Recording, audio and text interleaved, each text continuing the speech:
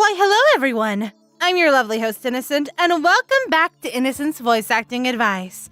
Or as we like to call it here, Eva. Today's topic is phlegm. Ah, yes, phlegm. The bane of everyone in the vocal field. For those of you who are unaware, phlegm is a fancy word for snot or mucus that sticks in the back of your throat. It's especially prevalent when you're sick or you're having allergies. Still, mucus is something that will hinder even the best of vocalists out there. So today, I wanted to talk about a few ways of ridding and protecting yourself against the disgusting bodily fluid. First and foremost, avoid dairy. When it's not sickness or allergies, the most common factor is dairy. Milk, cheese, you name it.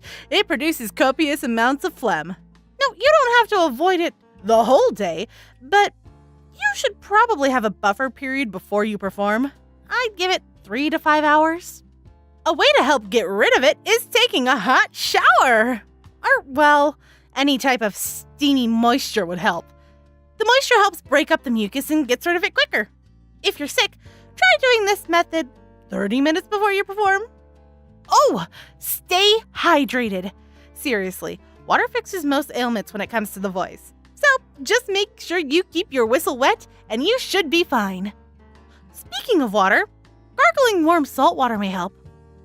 I don't know much about that though, so do that at your own risk. There are a few natural remedies that might work as well, but the effects vary from person to person.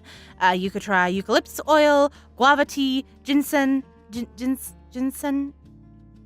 licorice root, and many more to try and help rid your phlegm. Or you could get some over-the-counter medication, like Mucinex, not sponsored. Or really any off-brand product that has guaifenesin. I'll put that word up on the screen for you guys.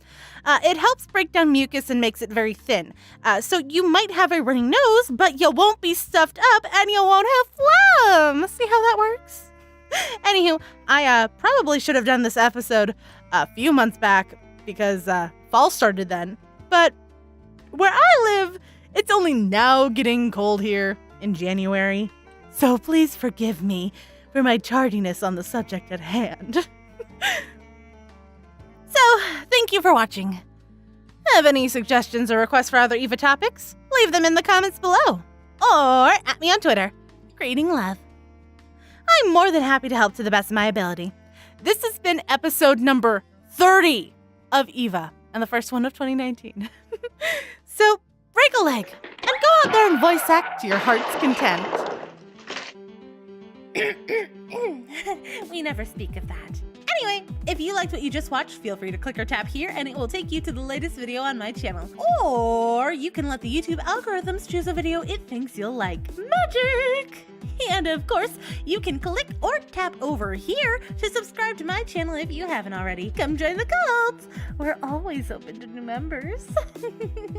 Anywho, I hope to see you all soon. Peace out. Bye-bye!